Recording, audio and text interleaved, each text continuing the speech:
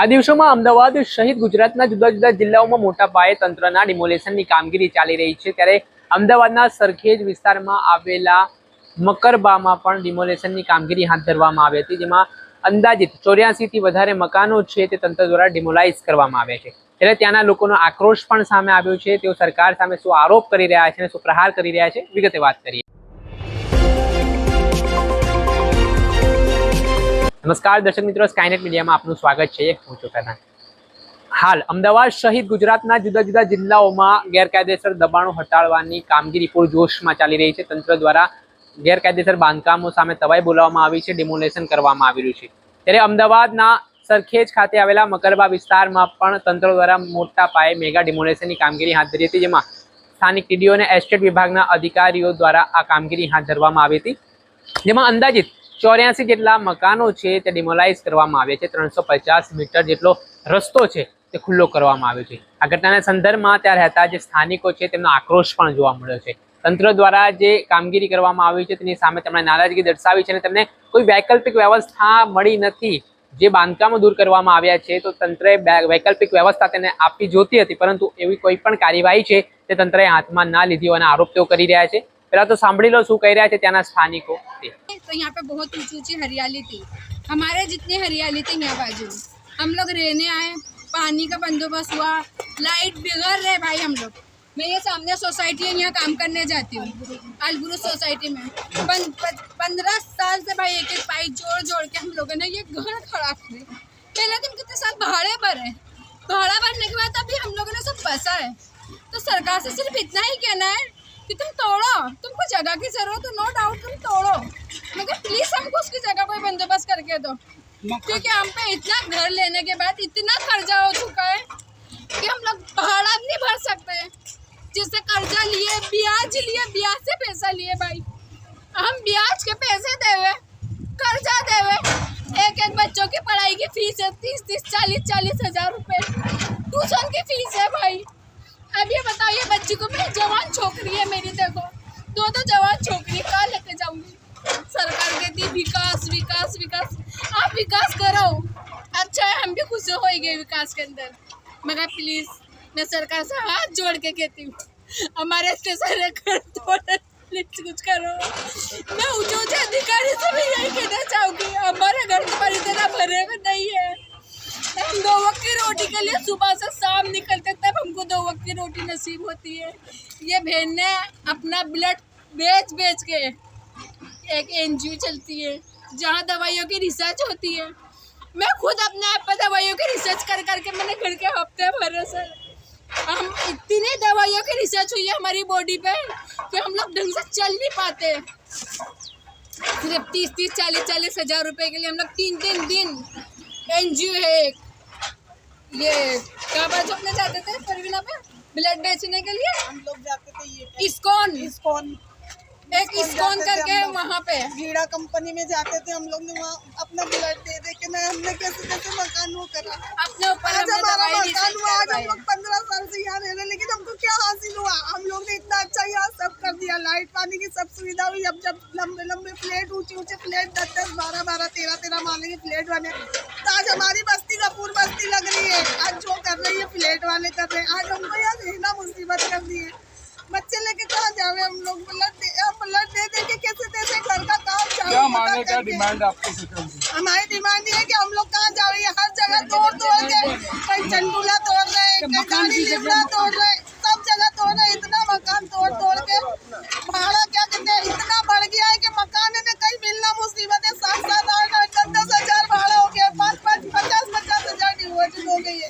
बराबर है। मेरे फादर एक सरकारी सर्वेंट थे, उन्होंने उनकी जिंदगी पूरी ईमानदारी के साथ अपनी नौकरी बजाते हुए और उनका फ्रंट सर्विस ग्रेजुएटी जो भी मिला उस पैसे से इन्होंने ये मकान खरीदा, और आज वो सरकारी ऑफिसर, सरकारी कर्मचारी का मकान कटिंग में जा रहा है। बहुत शर्मनाक और दर्दनाक बात है ये म्यूनसिपालिटी कॉर्पोरेशन के लिए, कि मैं ये कहता हूँ कि अल्लाह करे और आपका भगवान करे कि आपका भी मकान इसी तरह सड़क पर और कटिंग में जाए और आपके बच्चे भी यतीम होकर रोड पर फिरे।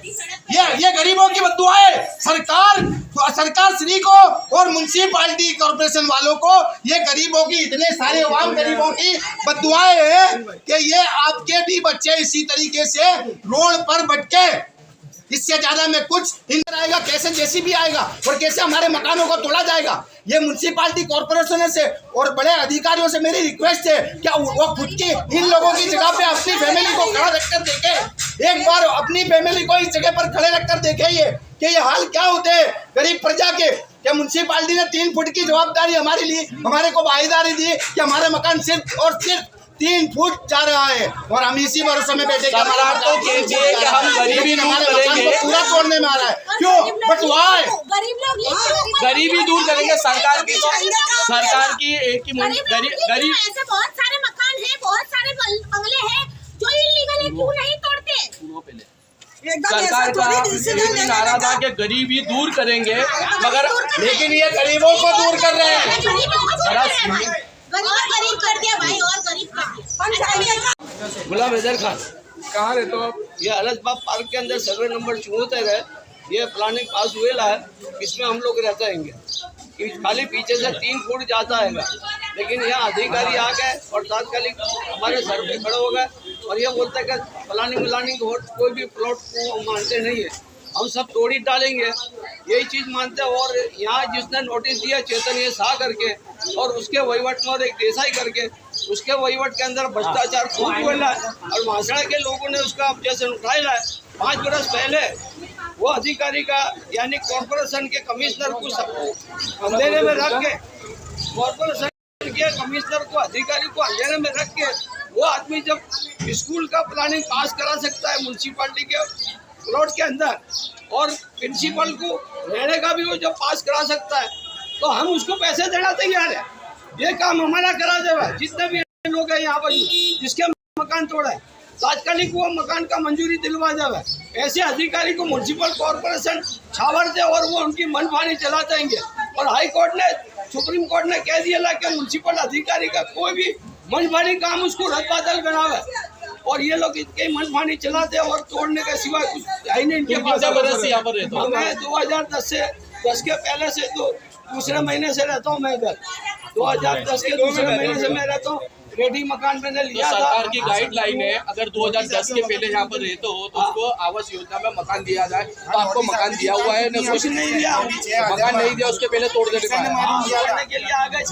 अभी आपकी क्या मांग है सरकार से?